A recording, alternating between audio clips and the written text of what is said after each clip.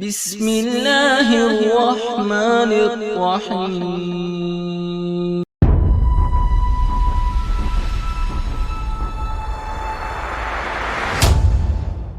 یہ شخص جب دنیا سے گیا ہے تو ڈٹ کے گیا ہے، یہ ڈٹ کے گیا ہے دنیا سے۔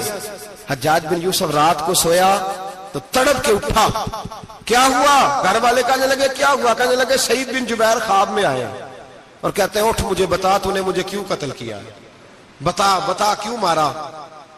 اگلی رات پھر سویا تو وہی خواب، پھر سویا تو وہی خواب۔ گناہ نفسیاتی مریض بنا دیتا ہے، ظلم تجھے مخبوط الحواس کر دیتا ہے۔ جب تو زیادتی کرتا ہے تو اللہ فرماتے ہیں کہ تو اللہ کو بھولتا ہے، اللہ تجھے اپنا آپ بھلا دیتا ہے، پھر تو بھول جاتا ہے، پھر تو سیدھے رستے پہ چلتا ہے پر بھٹک جاتا ہے، پھر تو صحیح رستوں کا تعین کر کے بھی گمراہ ہوتا ہے، پھر تو روز وہی گاڑی چلاتا ہے پر اب جب تو بریک لگاتا ہے تو نہیں لگتی۔ جب گناہوں کے ساتھ تو مخبوط الحواس ہوتا ہے تو روز وہ کاروبار کرتا ہے، لیکن جب تیرے گناہ تجھے گھیر لیتے ہیں پھر اسی کاروبار میں تو نقصان اٹھاتا ہے۔ حجاج بن یوسف تڑپتا ہے، روتا ہے، یہاں تک کہ بیمار ہو گیا، پیٹ میں درد ہوتی ہے، پتہ نہیں کیا ہوا، تکلیف ہوتی ہے، پتہ نہیں، سارے حکیم، طبیب، ڈاکٹر کوئی نہ سمجھ سکا کہ بیماری کیا ہے۔ جو بیماریاں خدائی ہوتی ہیں ان کا لوگوں کو پتا، جو آزمائشیں رب کی جانب سے ہوتی ہیں وہ ڈاکٹروں کے ہتھے نہیں چڑھتی، جو تکلیفیں اللہ دیتا ہے ان کا حکیم طبیب علاج نہیں کر پاتے، مشکل، اور شفا اسی وقت ہوتی ہے جب اللہ دینا چاہے، اور جب رب ہی دینا نہ چاہے تو بڑے بڑے ڈاکٹر کہتے ہیں کہ ہمارے بس کی بات نہیں رہی۔ بغداد سے حکیم آئے، پیٹ دیکھا، کہنے لگے نہ تیرے معدے میں کوئی دقت ہے، نہ تیرے جگر میں، نہ کسی اور جگہ، ماجرا کیا ہے؟ ایک آخری علاج ہے، آخری، وہ کیا؟ گوشت کا چھوٹا سا ٹکڑا دھاگے کے ساتھ باندھ کے منہ میں ڈالا اور پھر ایک باریک سا تنکا لے کے اس کو اندر ڈالنے لگے گلے میں۔ وہ گوشت کا ٹکڑا جب حلق کے اندر اتر گیا، اس حکیم نے واپس کھینچا تو کیسے ایسی بدبو آئی جیسی کبھی سونگی نہ تھی۔ جانور، کیڑے مکوڑے لگے ہوئے باہر نکلے، اور جب دیکھا تو جتنے محل میں لوگ بیٹھے تھے چلاتے ہوئے نکل گئے کہ یہ کیا مصیبتیں ہیں۔ حکیم بھی اٹھ کے دوڑنے لگا، کہا تجھے کیا ہوا؟ کہنے لگے حجاج تیری بیماری زمینی نہیں، تیری مصیبت زمینی نہیں۔ کہا میری مرض تک تم کیوں نہیں پہنچ پا رہے؟ تو کہنے لگے لگتا ہے تو بد دعا کا مریض ہے، لگتا ہے تو ظلم کا مریض ہے، تو جبر کا مریض ہے۔ تڑپتا رہا، سسکتا رہا۔ ایک وقت وہ بھی آیا کہ گھر والوں نے کمرے میں بند کر کے تالا لگا دیا، دیوار سے ٹکرے مارتا۔ او بھائی، جو گناہوں کے بیمار ہوتے ہیں انہیں شفا نہیں ہوتی، جو ظلم، جبر، بربریت کے بیمار ہوتے ہیں انہیں سکون قلبی میسر نہیں آتا۔ دوائیاں ان بیماریوں کی بنی ہوئی ہیں جو بیماریاں زمینی ہیں، جو بیماریاں خوراک کی بد پرہیزی سے ہوتی ہیں، جو گناہوں کی بد پرہیزی سے ہوتی ہیں، ان کی بیماریاں، ان کی شفا توبہ ہے، ان کی شفا رجوع اللہ ہے، ان کی توبہ اللہ سے معافی مانگنے سے شفا ہوتی ہے۔ حجاج جب مرنے لگا تو بلایا، یہ رنگ بھی ذرا ملاحظہ کیجئے گا، دو چار قریبیوں کو بلایا، پتہ ہوتا ہے نا اپنے کرتوتوں کا آدمی کو، پتہ سارا ہے سردار نوکیتیاں دا، پتہ ہوتا ہے سارا۔ بلا کے کہنے لگا جب میں مر جاؤں تو مجھے رات کو دفن کرنا۔ کیوں بھائی، عورت ہے؟ کہنے لگا نہیں، رات کو دفنانا۔ ٹھیک ہے، رات کو دفنا دیں گے۔ پھر کہنے لگا جب صبح ہو جائے تو صبح ہونے سے پہلے پہلے میری قبر زمین کے برابر کر دینا، نشان مٹا دینا۔ کا وجہ تو کلمہ پڑھتا ہے اور حضور کا حکم ہے کہ قبر کم از کم ایک بالش، ایک گیٹ اونچی ہونی چاہیے زمین سے، کم از کم، تو تیری قبر مٹا دے۔ وجہ پتہ ہوتا ہے اپنے ظلموں کا۔ کہنے لگا مجھے پتا ہے لوگ میرے مرنے کے بعد میری قبر بھی نہیں چھوڑیں گے، دنیا میں تو میرے جبر کی وجہ سے کوئی آ نہ سکا، لیکن میری قبر بھی لوگ جنازوں میں باتیں شروع کر دیتے۔ جنازوں میں نے ایسی بھی داستانیں سنی ہیں کہ کوئی مرا تو لوگ جوتوں کا ہار قبر پہ ڈال آئے۔ نہیں بھائی، تو جب زندہ تھا تو تیرے جبر ظلم کی وجہ سے نہیں کو بول سکا، ایک تو ہے قیامت میں حساب ہوگا، یہاں دنیا میں حساب ہونے لگتا ہے. اتنی لمبی زبانیں لوگوں کی لٹک کر مرتے وقت باہر نکل آتی ہیں. دعا کریں، جمعہ ہے، اللہ تعالیٰ ایمان کی موت عطا فرمائے. دعا فرمائے رب تعالیٰ اللہ تبارک و تعالیٰ توبہ کر کے جانے کی توفیق عطا فرمائے. جاگے جاگے اور سنے اور دعا کرے، اے اللہ تو ہمیں ظلم سے ویسے ہی محفوظ فرما. اگر ہم زیادتی کرنے لگے تو اے اللہ ہمیں اس سے منع فرما. ہمیں اس سے تو یہ توفیق دے کہ ہم باز آ جائیں اس گناہ سے. میرے بھائی، ایک تو دنیا میں سزا ہے، پھر قیامت کی سزا ہے، اور وہ زیادہ سخت ہے، وہ زیادہ سخت ہے. ہم لوگوں نے نا ہیلے بہانے بڑے بنائے ہوئے ہیں. بینک کے ساتھ کاروبار کرنے والا کہتا ہے نہیں مجبوراً لیا ہے، مجبوراً. مر رہا تھا تو آخری لبوں پہ تھا تو جائز ہے، جائز ہے. اس وقت جب تجھے کھانے کو لقمہ نہ لگے تو حرام کھانا بھی جائز ہے. کیا دقت تھی؟ کیوں اللہ رسول کے مقابلے میں کھڑا ہوا تو؟ کیوں سود کا دھندا کیا؟ کیا تکلیف تھی؟ کہاں تو الجھ گیا تھا؟ ہم جان بوجھ کے اپنے لیے جہنم کٹھی کرتے ہیں، پھر کہتے ہیں سکون نہیں زندگی میں. کہاں سکون آئے گا؟ کیسے آئے گا؟ ہم نے خود آگ لگائی ہے چمن میں اپنے. جو قیامت کی سزا ہے، میرے نبی پاک علیہ السلام نے فرمایا رب تمہیں سامنے کھڑا کرے گا. اور کس طرح کھڑا کرے گا؟ فرمایا لوگوں کے وجود سے کپڑے اتر جائیں گے، زمین اس طرح دہکے گی جس طرح تانبا زمین پہ رکھا جائے اور آگ جلائی جائے. تانبا دیکھا آپ لوگوں نے؟ یہ بھی گرمی گزری ہے نا، تو فرش پر جب سورج پڑتا تھا تو ننگے پاؤں چلا نہیں جاتا تھا. صحیح کہہ رہا ہوں؟ ننگے پاؤں، بچے کا پیر زمین پہ لگتا تو چیخ اٹھتے، کہتے او جل گیا پیر. حالانکہ یہ فرش دنیا کے. اور اگر تانبے کے اندر خاصیت ہے کہ اگر کوئی دھات جلدی اور زیادہ گرم ہوتی ہے تو وہ تانبا ہے. میرے نبی نے مثال دی تو اس کی دی جو سخت تھا، فرمایا تانبے کی طرح زمین تپائی جائے گی اور پھر ننگے پاؤں رب تمہیں کھڑا کرے گا. آج سورج کی پشت تمہاری جانب ہے، قیامت میں منہ تمہاری جانب ہوگا. نیزہ آپ نے دیکھا ہوگا، نیزہ ہوتا تھا. فرمایا یہ جو تم نیزے دیکھتے ہو صرف 1.25 نیزے کے برابر سورج قریب آ جائے گا، اور پھر اللہ تمہیں سامنے کھڑا کر کے تم سے سوال جواب کرے گا. اور حضور نے کہہ دیا ہے تو اب کسی نعت خواں کے کہنے سے بات بدل سکتی، کسی پیر کے کہنے سے جملہ بدل سکتا، کسی خطیب کے کہنے سے فکر نہ کرنا وہ سامنے جنت پڑی ہے، اب بات بدل سکتی؟ خدا کی رحمت پر بھروسہ رکھنا ضروری ہے، نبی پاک کی شفاعت کی امید رکھنا. بولیے. لیکن جو حضور نے بیان کیا ہے اس کو ماننا بھی یہ بھی ضروری ہے. میرے نبی پاک نے فرمایا اللہ تم سے حساب لے گا اور اللہ پوچھے گا، تم نے جواب دینا ہے. حضور کس کس شے کا؟ فرمایا جو پہنتے ہو اس کا جواب نہیں دینا، جو کھاتے ہو اس کا جواب نہیں دینا، جو اللہ کے راستے میں دیتے ہو اس کا جواب، باقی ہر شے کا جواب دینا ہے. ادھر جو پلاٹ ہے اس کا بھی جواب دینا ہے، اور جو بچوں کو پیسے بتائے ان کا بھی جواب دینا ہے، جو چھپائے ہیں ان کا بھی. ثم لتسألن یومئذ عن النعیم. جو کمیٹی اپنے محلے میں ڈالی ہے اس کا بھی جواب دینا ہے، جو سسرال کے علاقے میں ابا جی سے چوری ڈالی ہوئی ہے اس کا جواب بھی، سب کا جواب دینا ہے، تمام حساب کتاب. اور اللہ فرماتے ہیں میں سامنے کھڑا کر کے ہر سوال کا تجھ سے جواب، تجھے ہر سوال کا جواب. اچھا یہ جو بڑے لوگ تھے وہ حساب سے ڈرتے تھے، ہم چھوٹے لوگ ہیں ہم حساب سے ہم نہیں ڈرتے، ہم کہتے ہیں دیکھی جائے گی. بڑے لوگ جو تھے وہ حساب سے.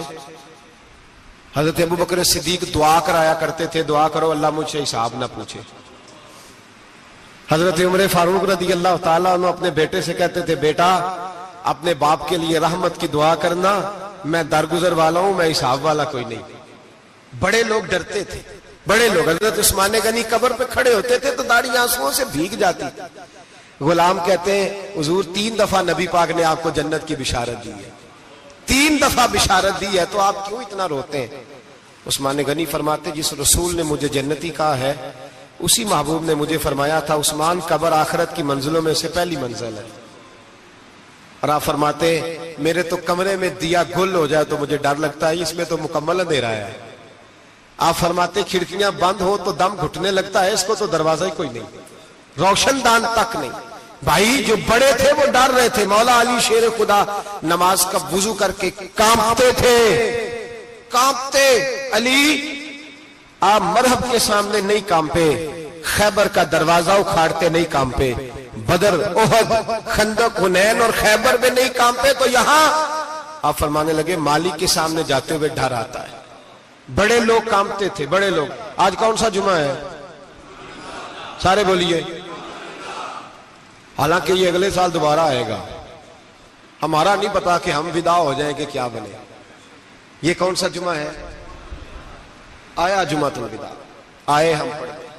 آج ایک فکر لے کر کے جانا, ایک سوچ, جہاں روز رات کو بیٹے کی ٹینشن, بیٹی کی ٹینشن, بھائی کی ٹینشن, پوتے کی ٹینشن ہوتی ہے نا, ایک ٹینشن اور اپنے آج ایک ٹینشن بڑھا لو, قبر کی ٹینشن پیدا کر لو, قیامت کی تھوڑی سی فکر کر لو, تھوڑی سی, ایک لمحے کے لیے صحیح تھوڑا خیال پیدا کریں. حضرت حسن بصری نام سنا ہوا ہے نا, یہ حضرت علی کے شاگرد ہیں. نبی پاک کے گھر میں آ جاتے تھے کئی دفعہ, بچے تھے جب. حضرت حسن بصری تابعی ہیں. فرماتے ہیں خانہ کعبہ میں عمرہ کرنے گیا, طواف کعبہ کر رہا تھا تو بڑا عجیب منظر ہوا, رات کی تنہائی ہوئی. اس وقت کئی دفعہ طواف بند بھی ہوتا تھا, اس لیے کہ رش کم ہوتا تھا تو رات کو سب سو جاتے. کہتے رات ذرا گہری ہوئی تو لوگ اپنا اپنا خیمہ لے کے جاتے تھے. اب تو ہوٹل ہے نا, تو خیمے لگتے تھے, لوگ خیمہ لے کے جاتے تھے, جہاں جگہ ملتی تھی خیمہ لگا کے رہتے تھے. فرماتے میں رات کو سویا خیمے میں, ایک دردناک آواز آئی, میٹھی ہے, دھیمی ہے, پر درد بڑا ہے. کوئی رونے والا رو کے کہتا ہے اللہ حساب قیامت میں مجھ سے نہ لینا, اے اللہ تنہائی میں جتنا مرضی حساب لینا, پر لوگوں کے سامنے نہ لینا. اور پھر کہتا ہے اللہ فضل تو تب کرے جب تو میرا حساب پوچھے ہی نہ. پھر چند منٹ گزرے تو پھر وہ رونے لگا. میرے کانوں میں آواز آئی, کہنے لگا اے اللہ حساب تو ان کا لیا جاتا ہے جو حساب کے قابل ہوتے ہیں. اعلیٰ حضرت کہتے ہیں نا رضا سے تو کیا حساب لے گا, رضا بھی کسی حساب میں. اے اللہ میں قابل نہیں, مجھ سے حساب نہ لینا. کہتے تھوڑی دیر گزری تو پھر وہ رونے لگا, پھر ذرا سانس سنبھلے تو پھر کہنے لگا اے اللہ میں تو لوگوں کو کوئی بندہ حساب پوچھ لے تو نہیں دے سکتا, میں تجھے کیسے حساب دوں گا. پھر تڑپنے لگا. کہتے تھوڑی دیر گزری تو پھر ایک لفظ انہوں نے کہے, رونے والے نے, کہنے لگے اللہ دیکھ تیرے محبوب کا فرمان ہے جو معافی مانگے تو اسے معاف کر دیا کرتا ہے. اے اللہ میں معافی مانگنے آیا ہوں اور مسجد نہیں آیا, میں کعبۃ اللہ ہی آ گیا ہوں. کہتے ہیں وہ اتنا روئے کہ چیخ آئی ان کی, اور جب دھڑام سے کوئی زمین پہ گرا تو میں پریشان ہوا کہ اب تو بے ہوش ہو گیا.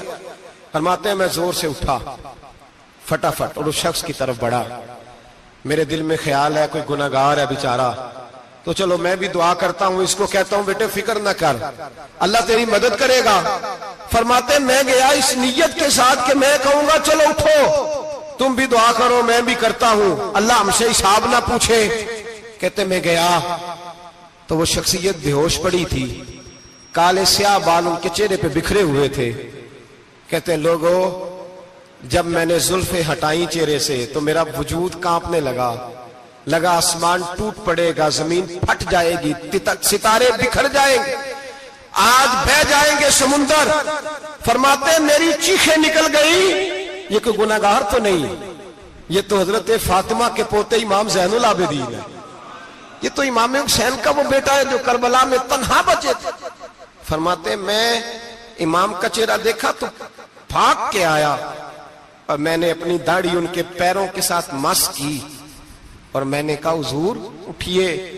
امام اٹھے تو میں نے کہا شہزادے تیرے تو اشارے سے اللہ کئی گناہگاروں کو بخشے گا, تیری تو دعا سے اللہ بخشے گا, اور یہ کیا کر رہے ہو.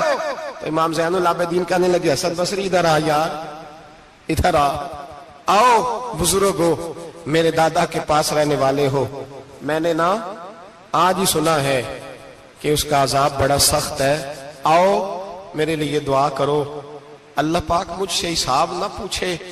کہا حضور نہ کریں. اب فرمانے لگے تجھے نہیں پتا کچھ چیزیں ایسی ہیں کہ رب نے اگر حساب پوچھا تو میں واقعی جواب نہیں دے پاؤں گا, چل کر میرے لیے دعا. کہتے میں نے ہاتھ باندھے, حضور میں نہیں کرتا, اٹھا کہہ. فرماتے ہیں میں نے ہاتھ اٹھائے, میں نے کہا اے اللہ تیرے رسول کا شہزادہ ہے, یہ تیرے رسول کا شہزادہ ہے, یہ کہہ رہا ہے تو فضل کر. او بھائی جو بڑے تھے وہ تو تڑپتے تھے, سسکتے تھے. ابو علی ہیتی کہتے خانہ کعبہ میں پتھر پہ سر رگڑ رگڑ کے کوئی بوڑھا کہہ رہا تھا اے اللہ اول تو حساب نہ لینا, اور اگر لینا تو مجھے اندھا کر کے اٹھانا, میں تیرے نیک بندوں کے سامنے شرمندہ نہیں. اقبال رو پڑے. اقبال, کچھ لوگوں نے لکھا ہے یہ آخری ربائی ہے ڈاکٹر اقبال کی, آخری. اس کے بعد شاید اس نے کلام نے کچھ سیرت نگاروں کا خیال ہے. اقبال مدینے کی طرف منہ کر کے کہنے لگے تو غنی از ہر دو عالم من فقیر, اللہ تو غنی ہے میں تو فقیر ہوں. روز محشر عذر ہائے من پذیر, اے اللہ اول تو میرا کوئی عذر قبول کر لینا محشر کے دن, اور اگر نہ کرنا ہوا اگر تمہیں بینم حسابم نہ گزیر, اگر ضرور ہی میرا حساب لینا ہے اے اللہ, اگر تو نے ضرور لینا ہے اے اللہ, اگر ضرور ہی لینا حساب, اول تو میرا عذر مان لینا, میری کمزوری پہ رحم کرنا اے اللہ, میرے بڑھاپے پر میری کمزوری پر رحم کرنا, اگر ضرور حساب لینا ہے از نگاہ مصطفیٰ پنہا بغیر, تو اے اللہ ذرا حضور کی نگاہوں سے اوجل کر کے لینا. اے اللہ مجھے شرم آئے گی, میرے مصطفیٰ کریم فرمائیں گے میں تو تجھے ہر بات سمجھا کے آیا, ایک جگہ تیری رہنمائی کر کے آیا, تو کیسے عمل کما, ذرا اوجل کر کے از نگاہ مصطفیٰ پنہا بغیر, ذرا حضور کی آنکھوں سے اوجل کر کے سائیڈ پہ کر کے لینا, میں برداشت نہیں کر پاؤں گا. حضرت ابو علی ایتی کہتے ہیں بابے نے سر رکھا ہوا ہے اور کہتے ہیں اللہ مجھے اندھا کر کے اٹھانا. فرماتے میں گیا, میں نے کہا چلو میں دعا کرتا ہوں جا کے. فرماتے جب میں نے جا کے بزرگوں کی کمر پہ ہاتھ رکھا, ان کا چہرہ دیکھا تو یہ کوئی گناہگار تو نہیں, یہ تو بغداد کے پیر عبد القادر جیلانی ہے, یہ تو محبوب سبحانی غوث سمدانی ہے, یہ تو وہ شخص ہے جو قدم لگائے تو اللہ ولایت عطا کرتا ہے. جو بڑے تھے وہ ڈر رہے تھے. معین الملت والدین عطائے رسول ہند الولی غریب نواز حضرت خواجہ معین الدین اجمیری رحمت اللہ علیہ, خواجہ قطب الدین بختیار کاکی کو تنہائی میں بلا کے کہنے لگے معین الدین سید زادہ ہے, معین الدین حضور کے خاندان میں پیدا ہوا ہے, معین الدین سے اس کے پیر کو بڑی امیدیں تھیں. معین الدین کو رسول پاک نے ہندوستان بھیجا تھا, پر قطب الدین یار معین الدین تبلیغ کا حق نہیں ادا کر سکا. حضرت خواجہ قطب الدین کہنے لگے حضور 90 لاکھ تو مسلمان کر دیے, اور کیا حق تھا؟ فرمایا نہیں, جب تو تہجد کی نماز پڑھے نا بیٹا اپنے لیے دعا مانگنا تو خدا سے کہنا مولا میرے پیر کی کوتاہیاں معاف کر. وہ جس اعزاز کا تھا وہ کام نہیں کر سکتا, جو بڑے تھے ان کی تو باتیں بڑی تھی. یہ جو ہم چھوٹے آئے ہیں نا نئے, ٹکٹیں دیتے پھرتے ہیں, ٹکٹیں, بے نمازی جاہل ان پڑھ پیر ٹکٹیں بانٹتا ہے لوگوں کو, تو بھی بخشا ہے تو بھی بخشا ہے.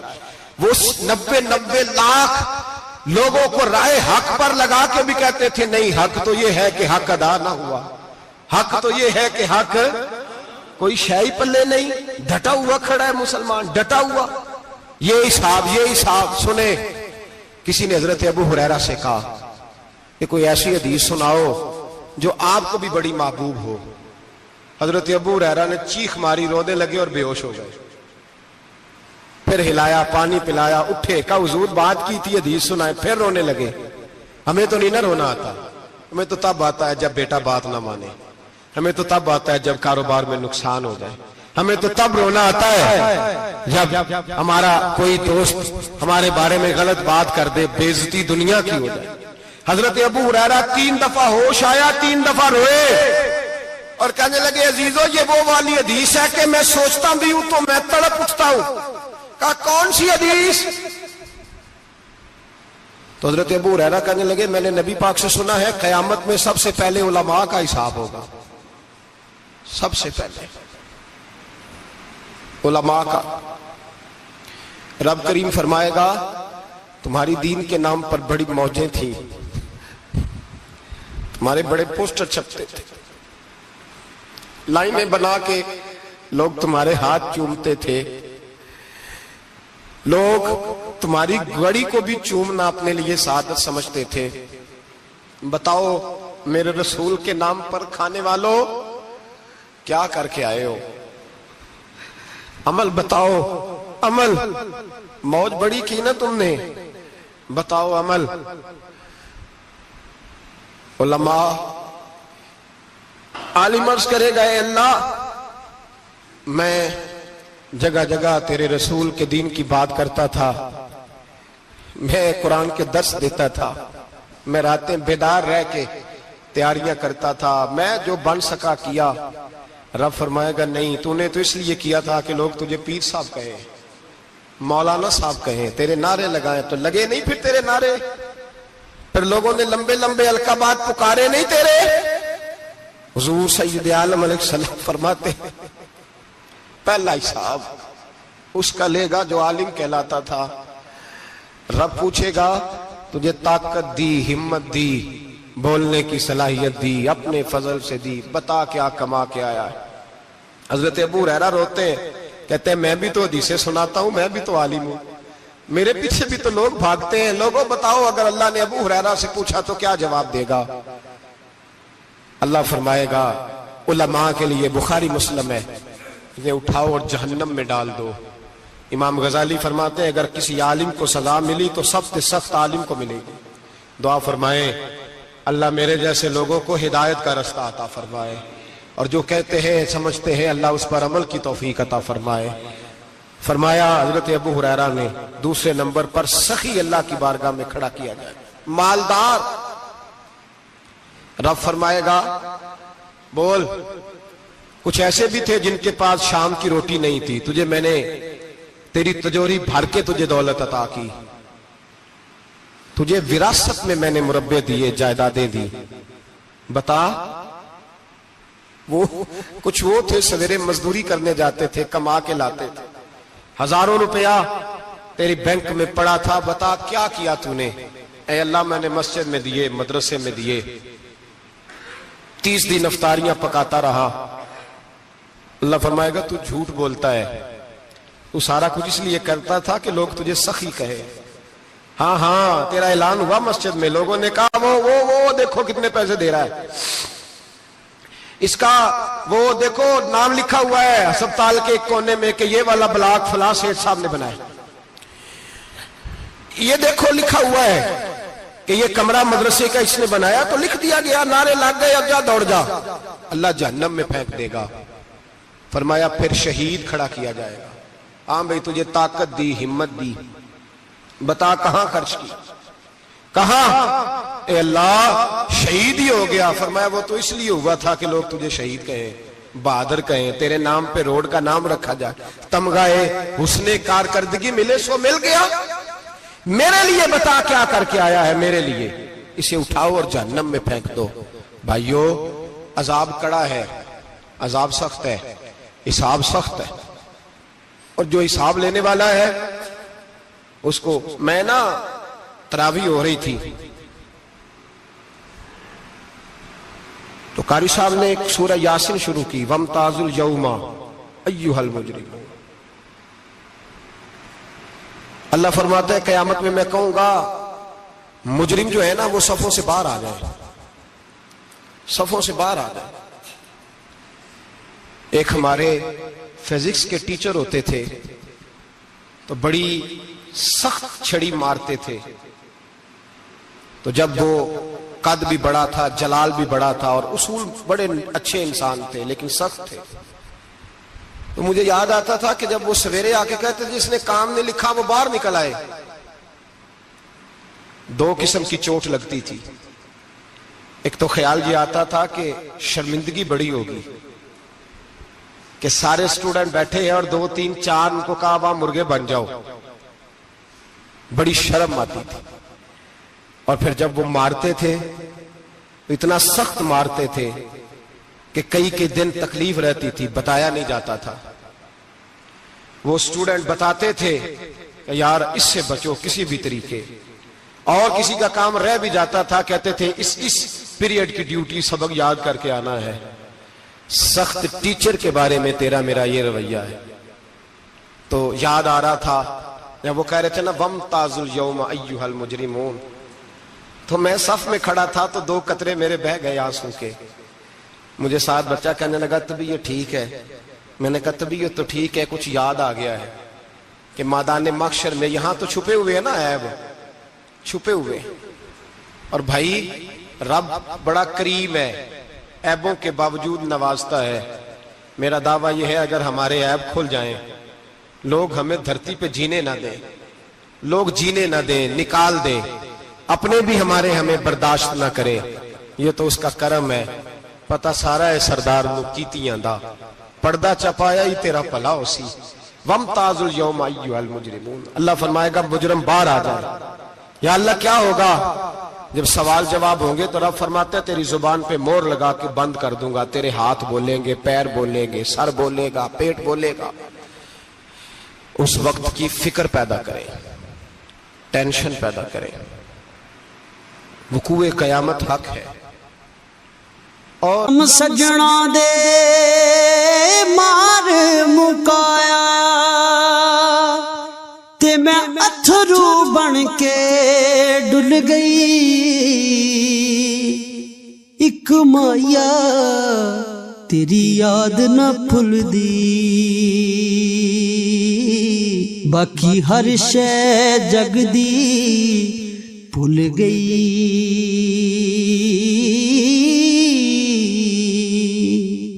رانا باندھ کے نا لوگ پیر باندھ کے زور کے ساتھ باندھتے.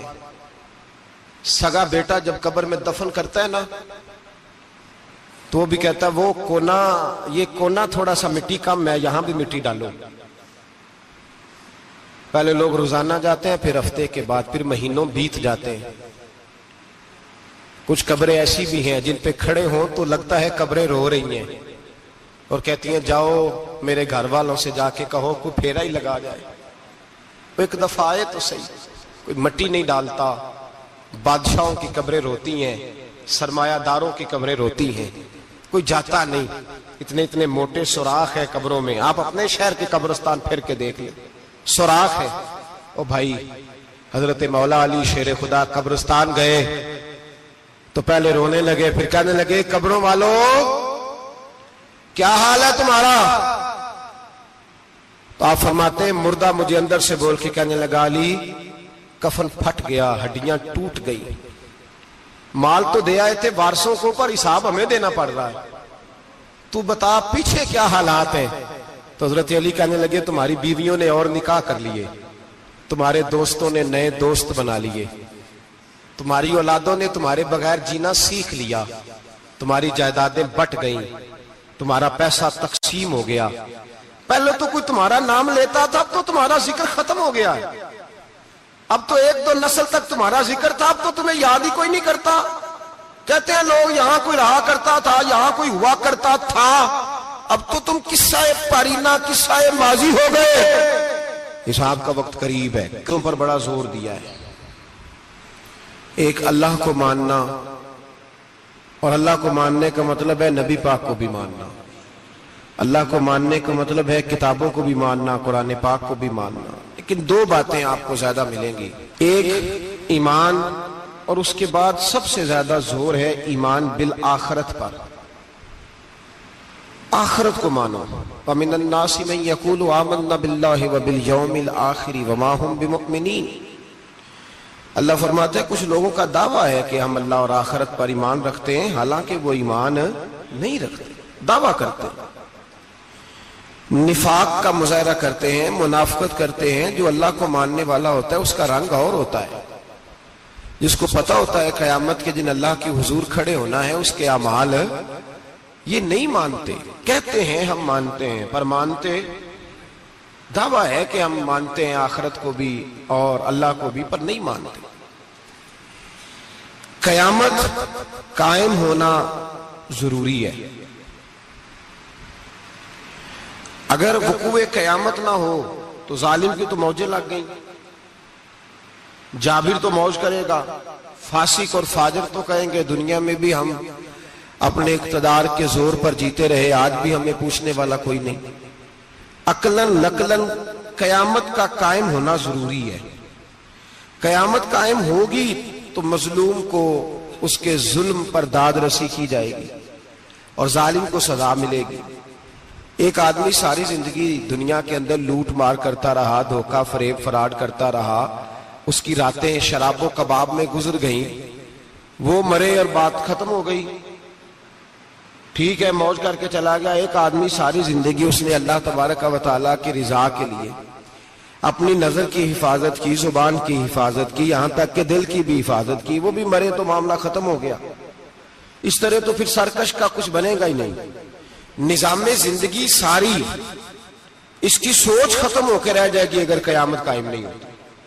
قیامت کا قائم ہونا حق ہے، اس لیے قرآن مجید نے ایک جگہ پہ نہیں 20 جگہ پہ یہ بیان فرمایا ہے کہ قیامت ضرور قائم ہوگی، قیامت، اور وہ قائم ہو کر اپنے سارے لوازمات سمیت قائم ہوگی۔ میرے نبی پاک صلی اللہ علیہ وسلم نے فرمایا مظلوم کو حق ملے گا، ظالم کو سزا ملے گی۔ جابر اس دن اللہ کی بارگاہ میں رسوا کیے جائیں گے، جن پر جبر کرتے رہے انہیں اللہ کے حضور سے عطا کیا جائے گا۔ قیامت کا وقوع ہونا ضروری ہے، اور قیامت تو جب قائم ہوگی تب ہوگی۔ دنیا میں بھی ایسا ہوتا ہے، ظلم کا انجام ٹھیک نہیں ہوتا، جبر کا انجام، جھوٹ کی زندگی لمبی نہیں ہوتی، دھوکے فریب فراڈ ملمہ سازی، ان چیزوں کی عمریں اللہ نے تھوڑی رکھی ہیں۔ وقتی طور پر ظالم کو، دھوکے باز کو، جابر کو جو مہلت ملتی ہے وہ سمجھتا ہے میری سیاست کام کر رہی ہے، وہ سمجھتا ہے میں بڑا دانا ہوں، بڑا چالاک ہوں، دیکھ لو اتنے ظلم کے، جبر کے، دھوکے کے باوجود بنا ہوا ہوں۔ حالانکہ اللہ کی طرف سے اسے مہلت ملتی ہے اور بڑا ہی مہربان ہے۔ مہلت اس طرح دیتا ہے کہ میرے نبی پاک علیہ السلام نے فرمایا جب میرا مسلمان نیکی کرتا ہے تو اللہ فرشتوں سے فرماتا ہے 70 گنا بڑھا کے لکھ لو اس کی نیکی، 70 گنا۔ اور جب گناہ کرتا ہے تو اللہ فرماتا ہے ٹھہر جاؤ ابھی لکھنا نہ، اسے ٹائم دو۔ یا اللہ کتنا؟ فرمایا 24 گھنٹے تو دو، ہو سکتا ہے توبہ کر لے، یہ اس کی مہربانی ہے۔ اب وہ جو اللہ نے مہلت دی ہے نا کہ شاید توبہ کر لے، لوگ سمجھتے ہیں میری چالاکی کی وجہ سے نظام سیٹ چل رہا ہے، میں بڑا تیز ہوں، 2 4 5 باتیں بولتا ہوں سب صحیح ہو جاتا ہے۔ لوگ اس کو اپنی دانائی سمجھ لیتے ہیں، حالانکہ وہ اللہ کی طرف سے۔ فرعون نے کئی 100 سال حکومت کی اور اس طرح اس نے ظلم کیے کہ لاکھوں اور ہزاروں بچے قتل ہی کرا دیے۔ 12,000 عورتوں کے پیٹ میں حمل تھا اس نے ضائع کرا دیا۔ جب حضرت موسیٰ علیہ السلام اپنی قوم کو لے کے نکلے، رستے میں دریا آ گیا، فرعون پیچھے لگا ہوا تھا، وَإِذْ فَرَقْنَا بِكُمُ الْبَحْرَ فَأَنْجَيْنَاكُمْ، اللہ فرماتے تمہارے لیے میں نے دریا کو پھاڑا اور تمہیں نجات دے دی، وَأَغْرَقْنَا آلَ فِرْعَوْنَ، اور فرعون کو غرق کر دیا، وَأَنْتُمْ تَنْظُرُونَ، تم کھڑے دیکھ رہے تھے۔ اب جب حضرت موسیٰ دریا کے کنارے پہنچے تو فرعون بھی پیچھے آیا۔ فرعون لوگوں سے کہا کرتا تھا کہ میں کہتا ہوں تو دریا چلتا ہے، میں کہتا ہوں تو ہوائیں آتی ہیں، میرے حکم کے پابند ہے سارے۔ جاگ رہے ہیں نا آپ حضرات، غور فرمائیے گا بات پر۔ دعویٰ تھا اس کا کہ میں کہتا ہوں تو نظام زندگی چلتا ہے۔ اب جب دریا کے کنارے پہنچی حضرت موسیٰ علیہ السلام تو اللہ نے حکم دیا کہ آپ عصا ماریں۔ جناب موسیٰ نے عصا مارا، 12 رستے بن گئے۔ اب حضرت موسیٰ کی قوم گزر رہی تھی تو فرعون سے پوچھنے لگے کہ تو کہتا تھا میرے حکم سے چلتا ہے، تو وہ تو حضرت موسیٰ نے ڈنڈا مارا ہے تو رستہ بن گیا ہے۔ باز نہیں آتا انسان باز بہانے بڑے ہیں اس کے پاس، بڑی دلیلیں ہیں، جھوٹ سچ بول کے اپنے آپ کو مطمئن کرتا ہے، آخر دم تک تبدیل ہونے کو تیار نہیں ہوتا، دلیلیں گھڑتا رہتا ہے، بناتا رہتا ہے، شور کرتا ہے جان بوجھ کے۔ بھئی تو کہتا تھا میرے چلانے سے چلتا ہے، تو سجنا دے مار مکایا تے میں اتھرو بن کے ڈل گئی، ایک مایا تیری یاد نہ بھل دی، باقی ہر شے جگ دی بھل گئی۔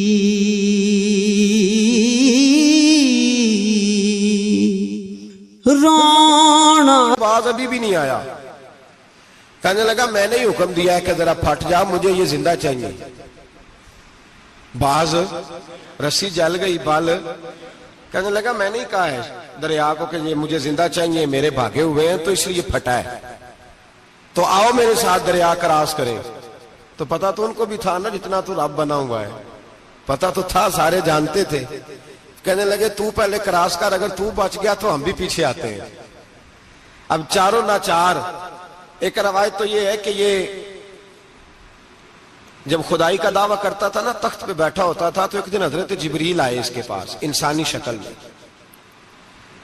تو کہنے لگے میں بڑی دور سے آیا ہوں, تو ایک مسئلہ پوچھنا تھا. کہا پوچھو. کہنے لگے ایک غلام تھا کسی بادشاہ کا, تو بادشاہ نے اسے تھوڑی دیر کے لیے ایک علاقے کی سربراہی دے دی. کتنی دیر کے لیے؟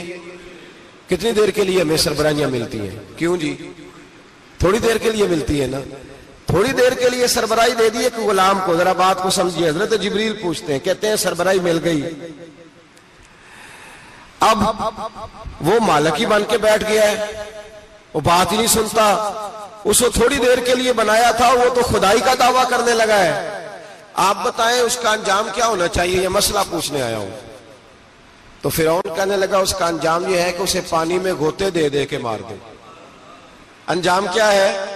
بولیے بولیے, کیا انجام ہے؟ کیا انجام ہے جی؟ پانی میں. اللہ اکبر, اپنی سزا تجویز کر رہا ہے. اس کی سزا کہ اسے پانی میں غوطے دے دے کے مارو ظالم کو. اسے تھوڑی دیر کے لیے بنایا تھا اور وہ چھا ہی گیا ہے, قبضہ ہی کر گیا ہے. حضرت جبریل کہنے لگے جی آپ لکھ کے دے دیں گے؟ کہنے لگا لاؤ لکھ دیتے ہیں. لکھوا لیا. جناب جبریل رکا لے کے تشریف لے گئے.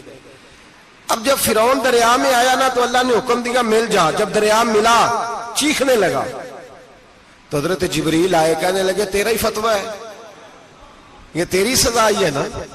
ہم بھی بڑی سزائیں تجویز کرتے ہیں. یہ جھوٹا ہے جی, اس کا تو فلانا علاج ہونا چاہیے. تو اگر تو جھوٹ بولے تو یہ فلانا بڑا جاور ہے جی, اس کے ساتھ اس طرح ہونا چاہیے. تو اگر تو یہ کام کرے تو جو سزا تو لوگوں کے لیے تجویز کر رہا ہے, تو اپنے بارے میں بھی سوچ.